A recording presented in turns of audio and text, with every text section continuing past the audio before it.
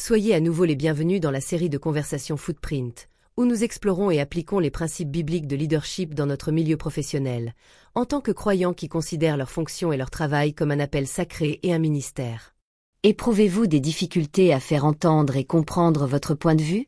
Aspirez-vous à ce que vos paroles atteignent non seulement l'intellect, mais aussi les profondeurs du cœur? La vénérable Déborah, poétesse et cantatrice inspirée, nous introduira dans les mystères de l'art poétique et dans la puissance transformatrice des mots, instrument d'impact et d'influence. Accueillons-la avec honneur dans les conversations Footprint.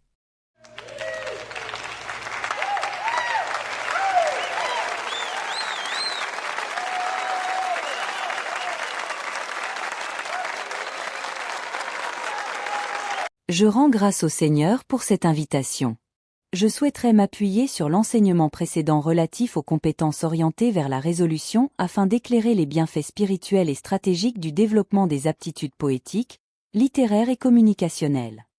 En effet, nous avons observé qu'à la suite de la victoire, vous avez choisi d'immortaliser votre témoignage à travers l'un des cantiques les plus puissants consignés dans Juges chapitre 5. Pourriez-vous nous en révéler la motivation profonde?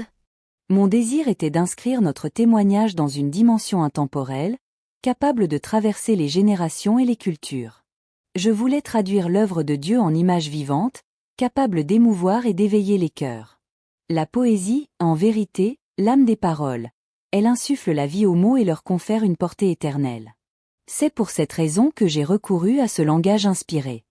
Je demeure convaincu que le Seigneur a déposé en de nombreuses femmes un esprit de créativité et des dons d'expression, notamment à travers la poésie et le chant. Selon votre expérience, peut-on affirmer que celle qui maîtrise l'art des mots détient également une clé d'influence? Assurément. Comme le révèle Juge 5, j'ai employé les mots pour susciter des images visuelles, auditives et dynamiques, engageant tout l'être. J'ai dépeint le Seigneur comme un vaillant guerrier en marche, j'ai fait usage de métaphores et de personnifications, les montagnes s'ébranlent, la terre frémit, les cieux répandent leurs eaux.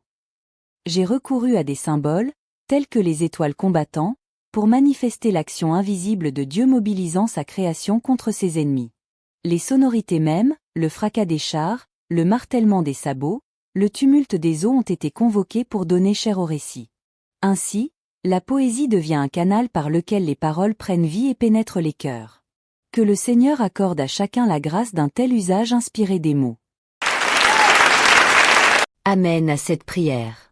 J'ai particulièrement admiré l'usage du parallélisme entre l'eau et le lait comme stratégie subtile face à Sisera, ainsi que la description saisissante de l'acte héroïque de Jaël, articulée à travers une succession de verbes puissants. Elle s'approcha, saisit, frappa, écrasa, brisa et transperça. En effet, il convient également de souligner l'usage de l'ironie et du contraste pour révéler une vérité spirituelle. Alors que les hommes étaient saisis de crainte, Dieu a suscité des femmes comme instruments de délivrance. J'ai ainsi montré comment Sisera, figure de puissance redoutée, fut renversée par celle que l'on considérait comme faible. La poésie m'a permis de transmettre ce message avec force et sagesse, sans heurter, mais en éveillant les consciences. Par ce biais, la vérité s'impose avec douceur et puissance à la fois. Quel enseignement! Chers auditeurs, nous vous invitons à découvrir le poème satirique du mois des Cannes de Leader, intitulé « La survie du plus faible », mettant à l'honneur la remarquable Déborah.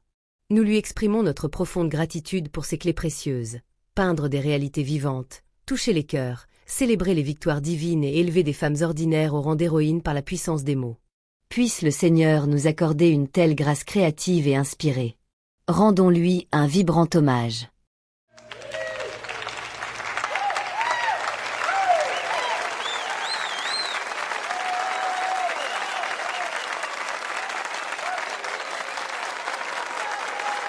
Si la série de conversations Footprint a été une bénédiction pour vous, veuillez la transmettre à d'autres personnes pour qu'elle soit une bénédiction pour d'autres. Êtes-vous un croyant déterminé à réaliser votre vocation professionnelle sur votre lieu de travail et sur le marché? Nous avons plusieurs ressources pour vous aider à le faire.